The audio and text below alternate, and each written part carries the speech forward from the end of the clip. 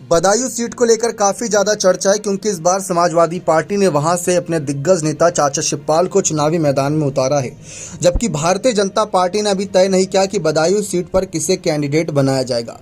क्या संघमित्रा मौर्य का ही टिकट दोहराया जाएगा या उनका टिकट कटना तय है, और अगर टिकट कटता है संघमित्रा मौर्य का तो क्या वह अपने पिता की पार्टी में शामिल होकर इंडिया अलायंस की तरफ से चुनावी मैदान में उतरेंगी या फिर वह भाजपा के साथ ही मिलकर प्रचार प्रसार में उनका ही साथ देंगी। सवाल बहुत बड़ा है। हाल ही में बदायूं में एक बड़ा कांड हुआ, आप सभी ने देखा, उसकी खबरें आप देख ही रहे होंगे।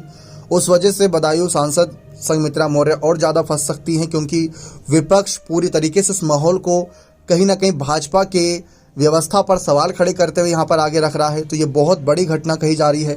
लेकिन फिलहाल बात करें कि हाल फिलहाल में कुछ ऐसे संकेत मिले थे कि भाजपा धीरे धीरे ही सही स्वामी प्रसाद मौर्य की वजह से संघमित्रा मौर्य को पीछे कर रही है। जैसा कि आप जानते हैं कि पिछले लोकसभा चुनाव में भाजपा ही रहते हुए स्वामी प्रसाद मौर्य ने बेटी डॉक्टर संघमित्रा मौर्य को भाजपा से टिकट दिलवाया। वह सांसद भी बनी, वो भी बदायूं सीट जो कि सपा के खाते की रहती थी।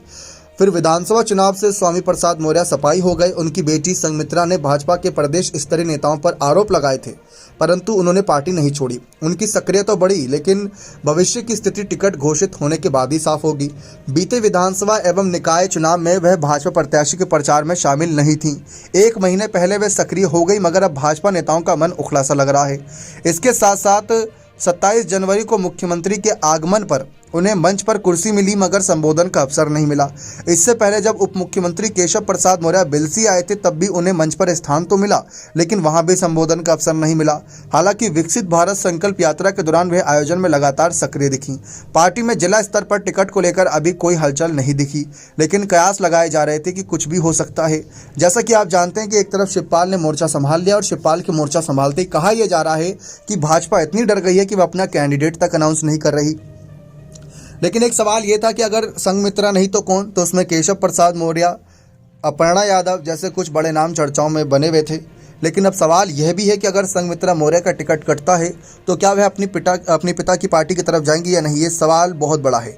इस पर खुद संघमित्रा मौर्य ने स्थिति साफ करी थी। उन्होंने कहा था कि मुझे भाजपा आलाकमान पर भरोसा है, मैंने ऐसा कोई काम नहीं किया जिसकी वजह से मेरी टिकट कटे। मुझे भरोसा है कि मेरी टिकट एक बार फिर से दोहराई जाएगी, और नहीं भी दोहराई जाती तब भी वो भाजपा के साथ बनी रहेंगी, उन्होंने साफ कहा था। लेकिन उन्होंने यह भी कहा था कि अगर भाजपा उन्हें जिम्मेदारी देती है तो अपने पिता को भाजपा में वापसी कराने के लिए मेहनत करेंगे, उनको पिता को कहीं ना कहीं वापस भाजपा में लेकर आएंगे, स्वामी प्रसाद मौर्य को। जबकि स्वामी प्रसाद मौर्य ने अपनी बेटी के लिए कहा था कि वो थोड़ी अभी राजनीति में कच्ची खिलाड़ी है, उसे नहीं पता कि उसके पिता जब एक बार फैसला ले लेते हैं एक पार्टी छोड़ने का तो दोबारा उस पार्टी की तरफ मुड़कर नहीं देखते। और दूसरी बात, स्वामी प्रसाद मौर्य ने कहा था कि अगर मेरी बेटी मेरी पार्टी में आना चाहती है तो ये उसकी विचारधारा होगी। लोकतांत्रिक देश है, जो जहाँ जाना चाहता है वहाँ जा सकता है, हर किसी को अपनी विचारधारा रखने का अधिकार है। तो मेरी बेटी को भी अधिकार है, वह जाना चाहती हैं तो जाएं, रहना चाहती हैं तो रहें। लेकिन पिता पुत्री के बीच की जब बात मीडिया में आई तो संघमित्रा मौर्य नाराज भी हो गई थी। एक चर्चा ये थी कि अगर सपा में ही रहते स्वामी प्रसाद मौर्य और बदायूं सीट से सांसद संघमित्रा अगर भाजपा छोड़कर तभी सपा में आ जाती तो सपा उनको वहीं से कैंडिडेट बना देती, क्योंकि सपा को तो ये सीट चाहिए थी।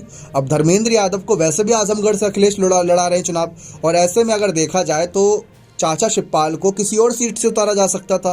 कई ऐसी सीटें हैं जहां से उनको उतारा जा सकता था, तो यहाँ माहौल बन सकता था। लेकिन फिलहाल अब सारे माहौल संघमित्रा के खिलाफ नजर आ रहे हैं, और पहली दूसरी लिस्ट में जगह ना मिलना भी इस बात की ओर संकेत दे रहा है कि इस बार बड़ा बदलाव होने वाला है बदायूं सीट पर। पिछली बार जो जीत के आंकड़े थे ज़्यादा बड़े नहीं थे, और उसमें भी सबसे बड़ा इफेक्ट ये है कि स्वामी प्रसाद मौर्य इस बार साथ नहीं उनके, तो वहाँ माहौल जरूर बदलेगा। बने रहे चैनल के साथ, बहुत बहुत धन्यवाद।